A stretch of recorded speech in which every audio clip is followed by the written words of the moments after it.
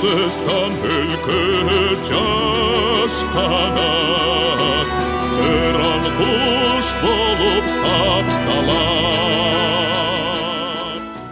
Урматтуу Бишкек шаарынын тургундары, меймандары, сүйүктүү Ордо калабызга чет өлкөдөн келген ардактуу коноктор, баарыңыздарды дагы бир жолу Эгемен Кыргыз Республикасынын алгачкы конституциясы кабыл алынган күн, конституциябыздын 30 жылдык мааракеси менен куттуктайбыз. Дагы бир жолу башкы жана негизги документ, конституциябыздын жаратмандык потенциалы эч убакта түгөнбөсүн дейле. Да, и сейчас буквально через 60 секунд, кстати, обратный отчет уже пошел, мы хотели бы представить вашему вниманию специальную интерактивную постановку «Я гражданин», которая была подготовлена Конституционным судом и национальной сетью Акайкат Кареги.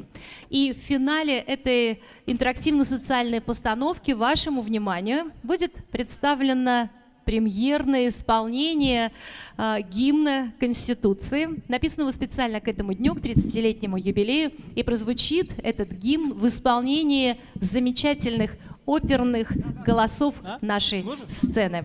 Мы очень надеемся на то, что вы поддержите артистов вашими теплыми аплодисментами.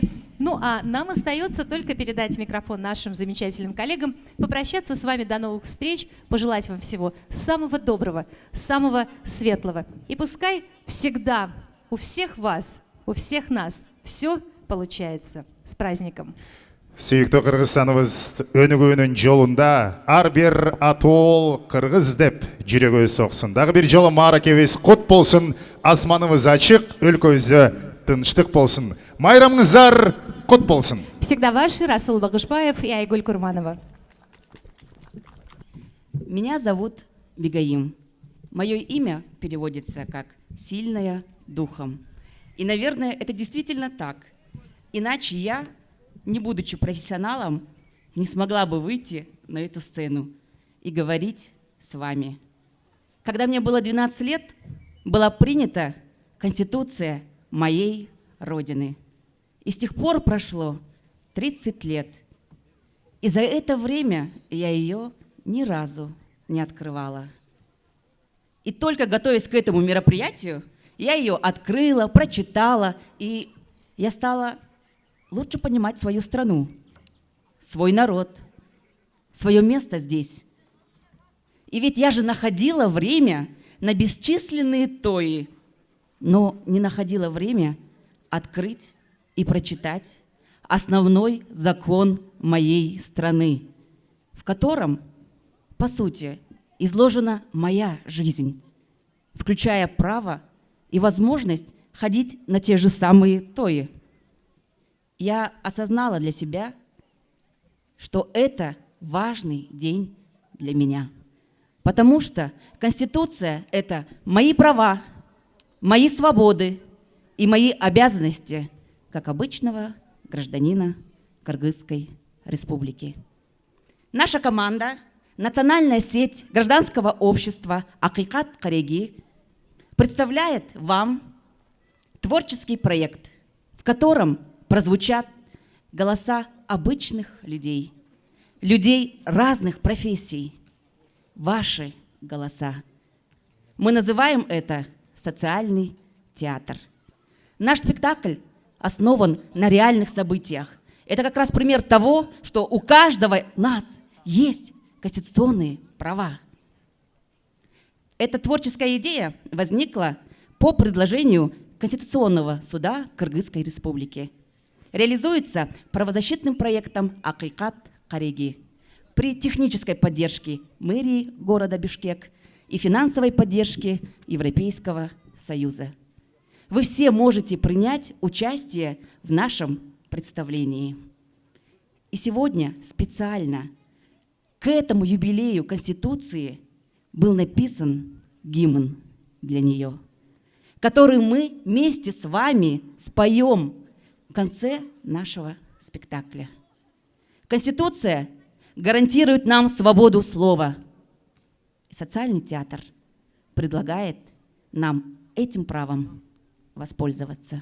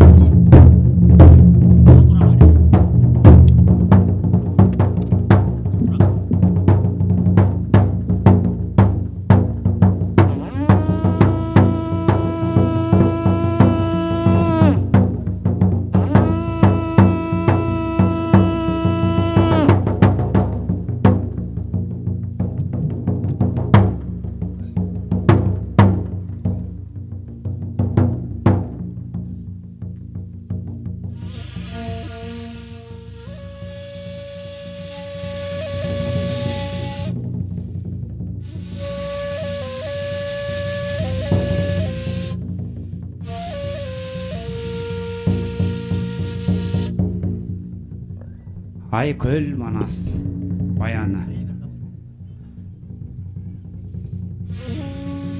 Манас эпосунда биздин жашоо турмушубуздун, жашоо эрежебиздин баары камтылган. Манаста улуттук оюн, аял затынын орду, ар бир жарандын укугу, мекенди коргоо, элге кызмат кылуу бардыгы бар.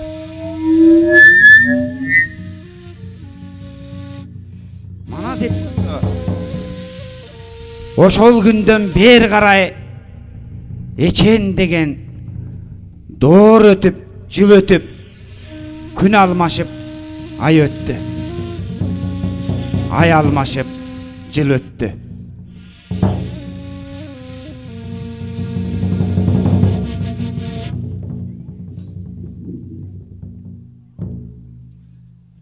Төккөн кумдай күн өттү. Түгөнгү сечен жыл өттү. Айкөл Манас баянынан тартып, тоо бузулуп, сай бузулуп, тоо болуп, аты калып өзү жок, ар кандай элдер жоголду.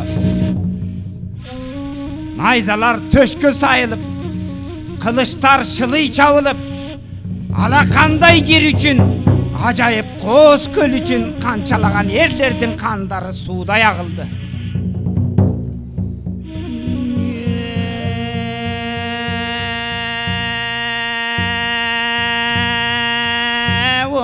Ошол күндөн ушул күн бузулуп табалда, бузулуп кабалда, калдайып жаткан кара жер, кайсы жери собалда, айланайын кадаяк, 50 жылдан ел жаңа, 100 жылда болуп жер жаңаң, бабалардан уруктап атаңдын көрү дүнүйөң, ошол күндөн бер карай айланайын кадаяк, ошо биз экен, биз гана бер жагыңа.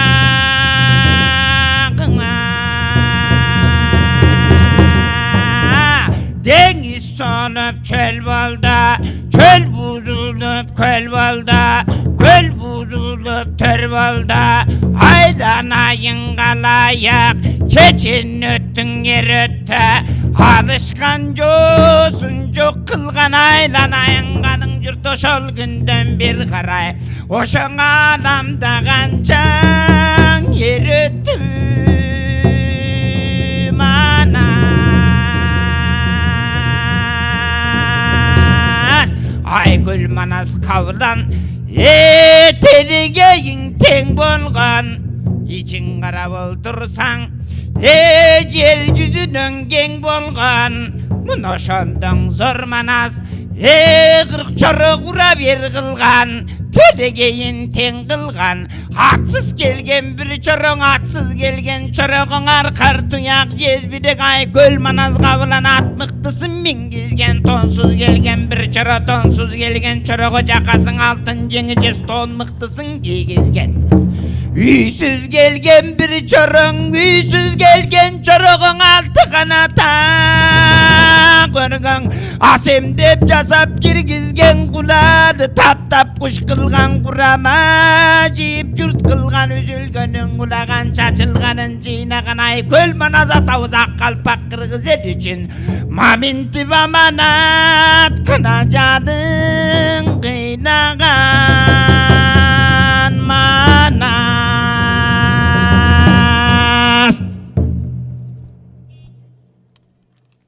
Ошол Манас баянында Манас баатыр өлүп, дүйнө жүзүн көргөндө, аялда болсо, катында болсо каныкей, керези менен Манастын катын башын ер кылып, калайык башын туу кылып, 6 айлык семетейди көтөрүп, кең букардын жерине төркүнүнө барып, 12ге чыкканча Сайран енен қаныке қанаттуға қақтырбай, тұмшықтуға чоқытпай, семетейді чоңойтып, мамлекеттің туысын қармай тұрған қылып тарбиялап, 12-ге келгенде баяғын Алатаудан binip кеткен 60 асый Тайтұрыны қайратты енен қаныкей төлгі қылып байгеге чабат. Ошо төлгі қылып байгеге чапқанда ушул Тайтұрым шығып келсе, Алатау қырғыз жерін көрім, артта қалсаң андан ажалдан мұрын өлем деп, шыңырып илап чырқырап боздым инап бұрқырап атаңдың көрің дүние мұна шандан қаны кейін құдай бетін салбай қалатаңдың көрің дүние ақ бұрчы қозым бір деле жеңекең аттарға дүрбүсін дене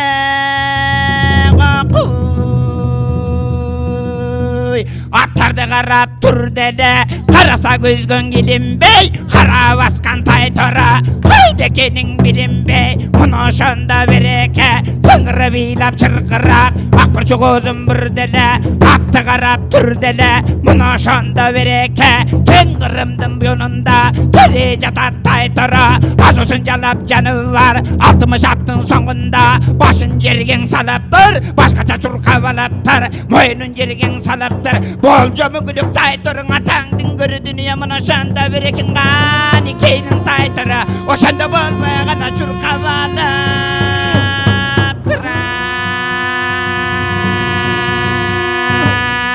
сарадырма құрчықта салынған тонын тұмшықта көрүүчүнүн жолында қара тала бойында санап көрсің Тайтыры келе жатат ошонда 30 туынан соңында тамана жерден тарсылдап қара болып тоздық көмекөйгө қарсылдап көкүнүн көккөн ыргатап көлөктөй болгон туягын жаныбар көрүнгөн жерге былгатап ойноп кетчүң демеде ошоңда башын чолготап баралдай болгон денеси капкара чаңга бөлөндүң үстөндөгүң баласың атаңдын көрүң дүние ошондон эр кашына гана жөнөндө эрегишип күжөрүп ичиги от болуп өрттөнүп кетчүң чок болуп буйдалат түшүп дүрбүнө жегекең тагы канаң салдың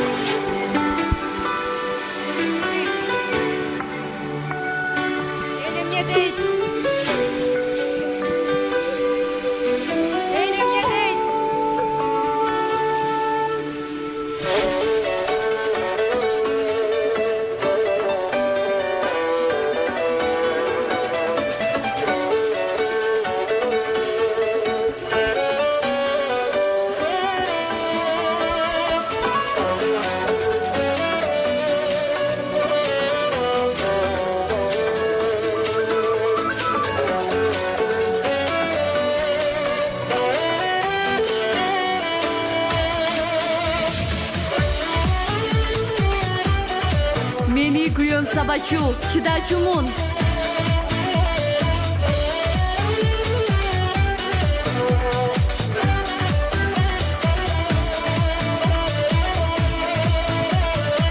Baldarım üçün chidagam.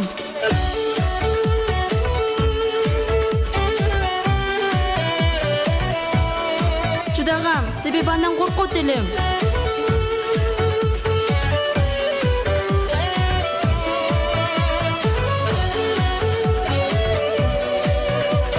Элимге дейттим чыдагам.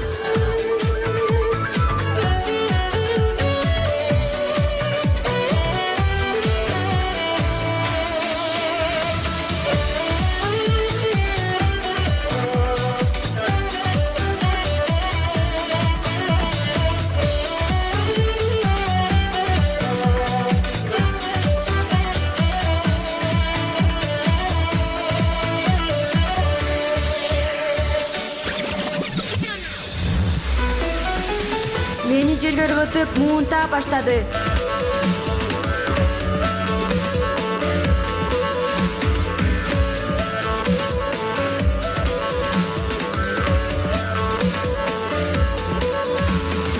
Агама чалдым, бирок сүйлөшө алган жокмун. Күйөөм телефонду тартып алды. Кыз арыз жазгандан корккон.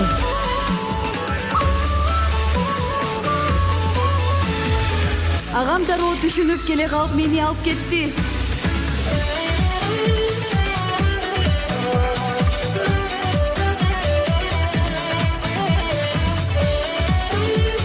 Мындан эч кандай жыйынтык чыкпайт. Кыз артта кайткысы келди. Күйөөмдүн акчасы көп, анын байланыштары бар. Эч ким соттой албайт.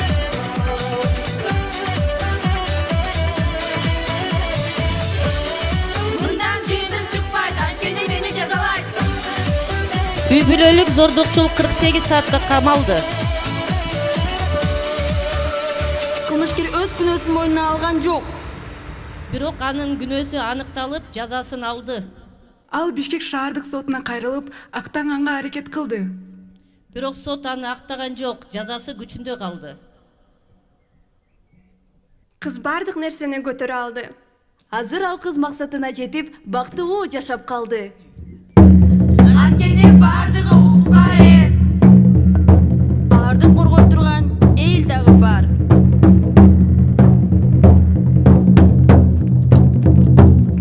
Вы увидели сцену, основанную на реальном деле о домашнем насилии.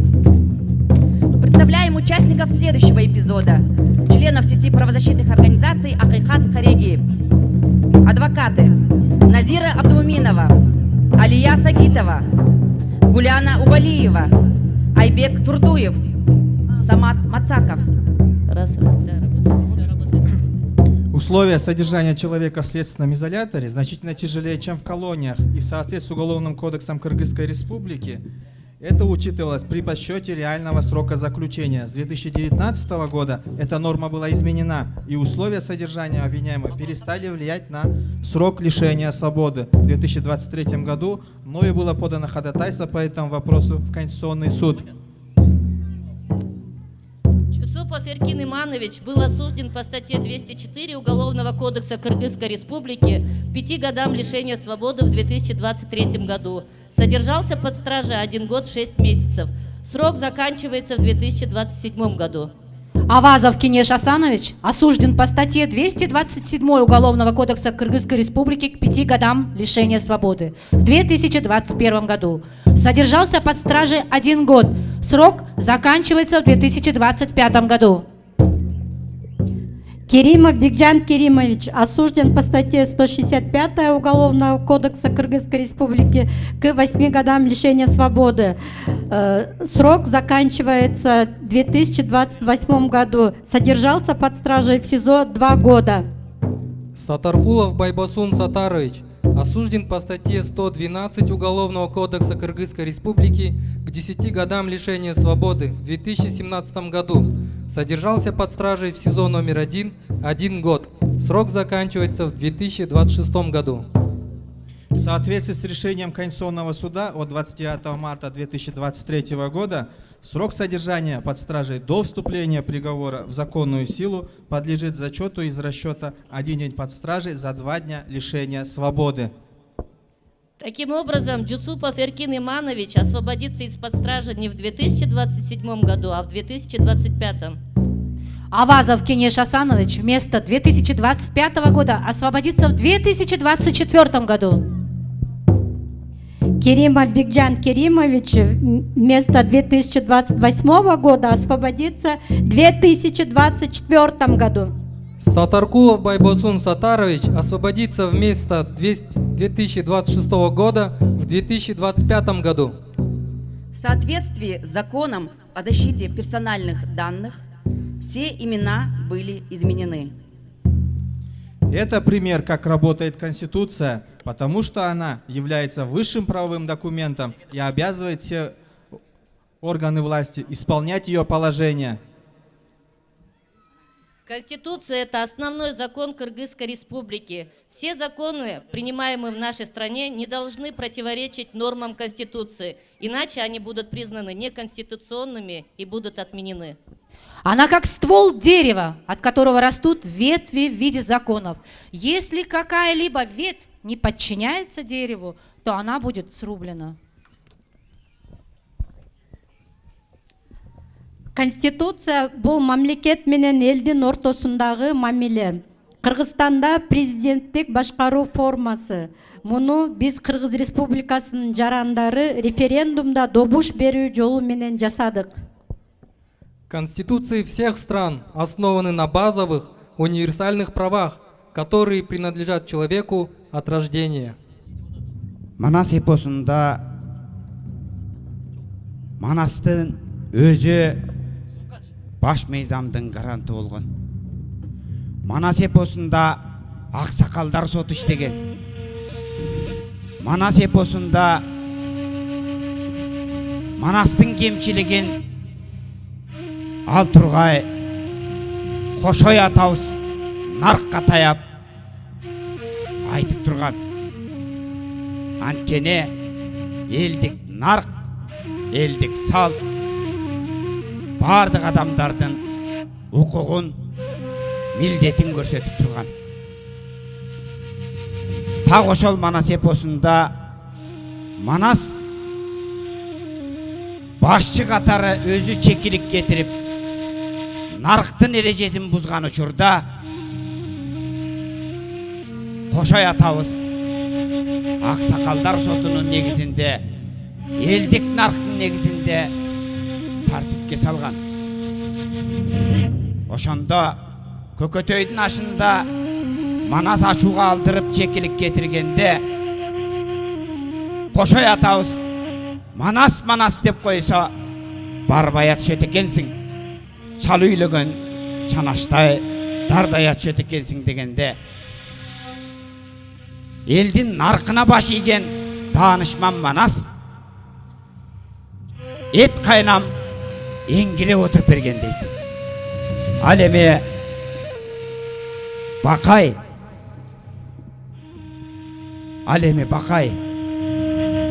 ар качандан бир качан 40 жоронун баарына акылын, насаатын наркка таяп айткан. Ошондо мына мындай деп айткан.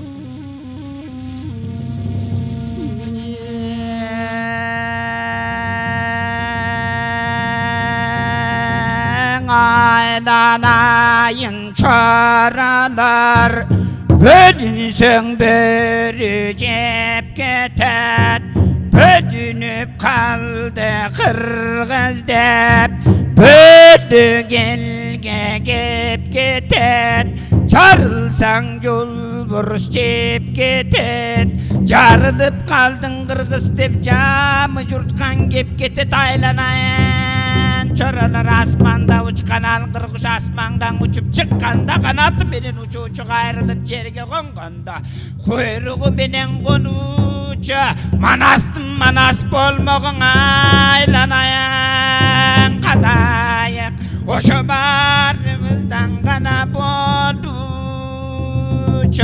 бутунан тартып чыккан соң пилде болсоң жыгылдың айланайын чоролор ошо миңде болсоң гана кыралдың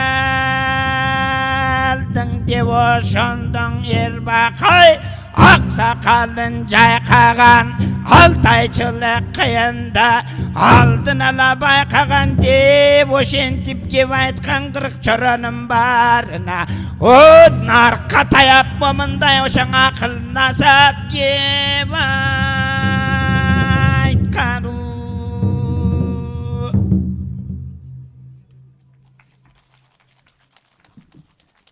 Менің атым Самат Көчөрбаев. Менің баш мизамым, менің укугумду, менің милдеттеримди көрсөтүп турат жана коргойт. Мен баш мизамыбыз менен сыймыктанам жана ишенем.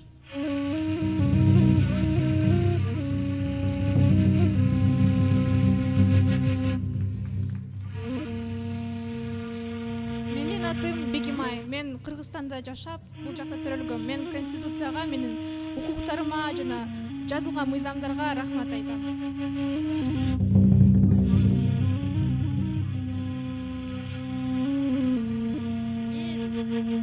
Жумагүл аттым.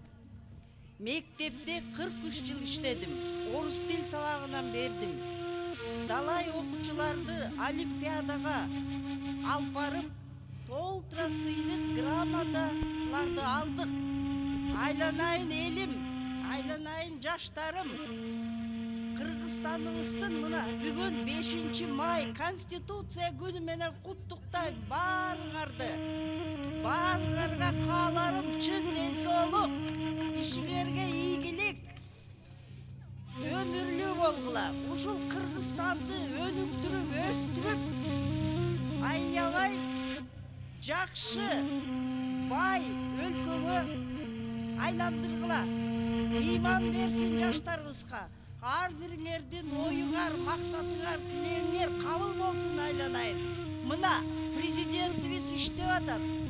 Астыр, көптүр, жакшы. Мына жолдорду карагылачы, башка жактарды карагылачы. Аябай жакшы. Баарын бир күндө бүтүрбөйт. Акырындык менен буйруса бүтөт. Ошого силер жардам кылгыла. Айланайын жаштар, силерге ыйман берсин, рызкы берсин, өмүр берсин, ишиңерге ийгилик садага. Кыргызстаныбыз өнүп өсүп, гүлдөй берсин, аман болсун, бай болсун айланайын.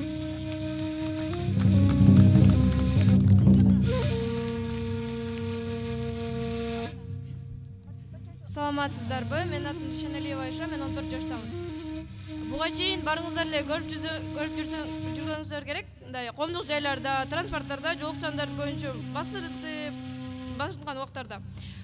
Бүгүн мен 30 жашка чейин келгиче мен такыр конституциянын өзүм укуктарын билген эмескем.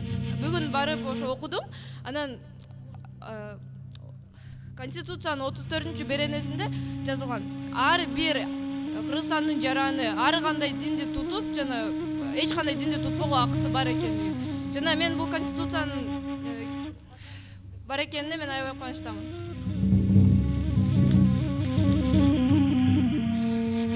Мен Нурманбетова Фатима, мен 14 жаштамын. Мен деген конституцияны мен окуп жатканыма, мен ушул Кыргызстанда жакшы билим алып жатканыма рахмат айтам. Здравствуйте, меня зовут Алия. Я благодарю Конституцию за то, что имею право получать образование.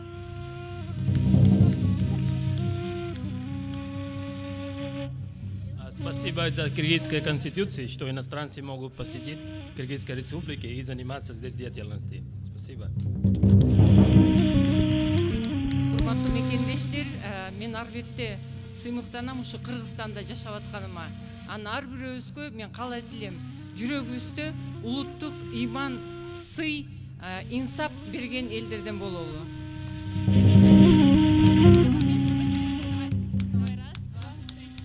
Я благодарю Конституцию, что я могу учиться в школе.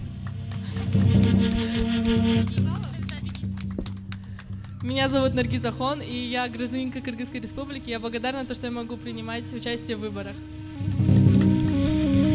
Здравствуйте, я Данияр, я гражданин Кыргызской Республики. Я желаю, чтобы наша страна развивалась и чтобы наши дети получили достойное образование. Здравствуйте, меня зовут Заира, я гражданин Кыргызской Республики. Я хочу, чтобы наш народ процветал, жил в правовом поле, и я очень люблю Кыргызстан. Спасибо.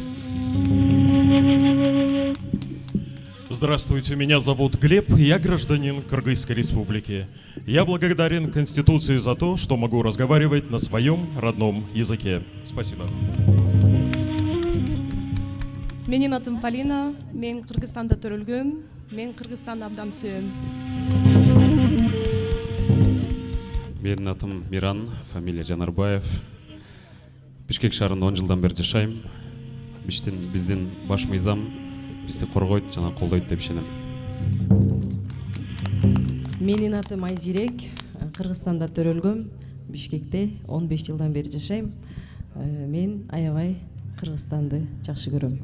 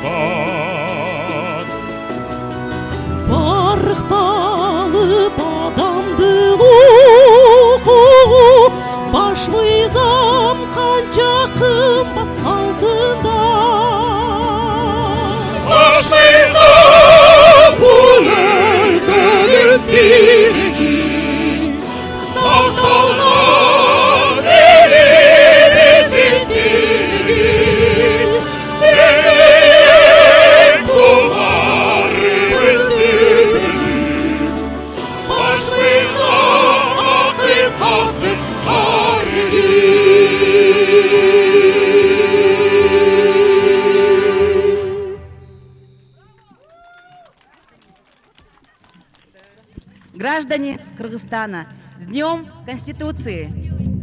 Кыргызстандын жарандары, Конституция күнүңүздөр менен! Уважаемые друзья, меня зовут Асель, я являюсь членом сети, национальной сети Акыкат Кареги. Гимн, который вы сегодня услышали, является сегодня премьерой, гимн Конституции. Авторы и композиторы здесь с нами. Я хочу сегодня их пригласить. Этот гимн был специально написан в течение 1 месяца нашими великолепными, талантливыми людьми Кыргызстана. Я приглашаю на эту сцену композитора Алишер Бакытбайке. Пожалуйста. Автор гимна Урманбетов Кыялбек Советович. Пожалуйста. Хотим вас представить нашим гражданам, потому что это гимн Конституции был написан для народа. Буквально по одному. Здравствуйте. Всех с праздником, с Днем Конституции. Я очень рад, что именно нам, выпала честь стать, нам с Куйбеком выпала честь стать авторами гимна Конституции Кыргызской Республики, одним из символов государственности нашей.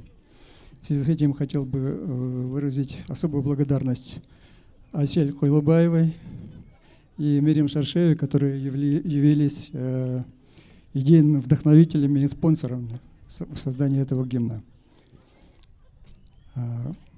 Для нас это большая честь.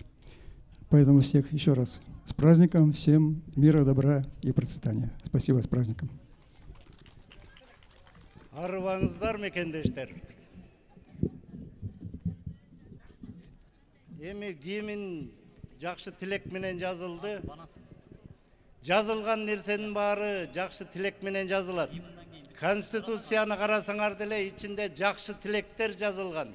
Бардыгы эгер ошо баш мыйзамга бардыгы баш ийип, дыйкандан баштап ажого чейин баш ийип, ошо мыйзам менен жашасак, анда өлкөбүз гүлдөп өсөт. Негизинен жазылган нерсенин баары жакшы, бирок ал кандай аткарылып атат, ал уже башка кеп. Ылайым ошон үчүн өзүңөрдүн укугуңарды коргой билишиңер керек деп ушул нерсе уюшулуп атат.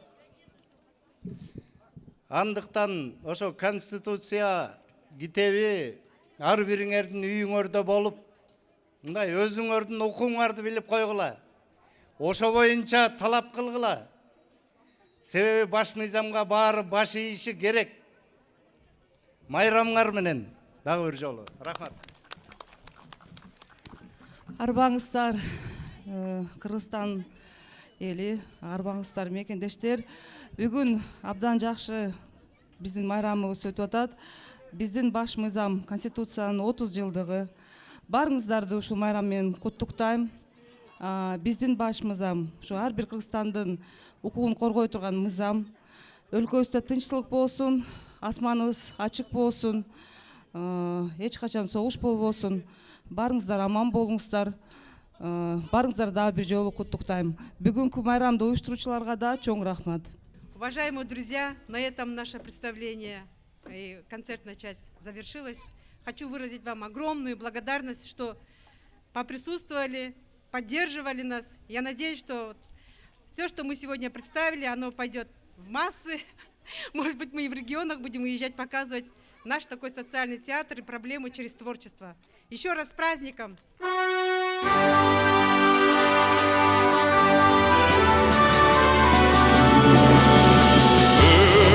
Кыргызстан өлкө жаш канат, кыран куш болуп тапталат.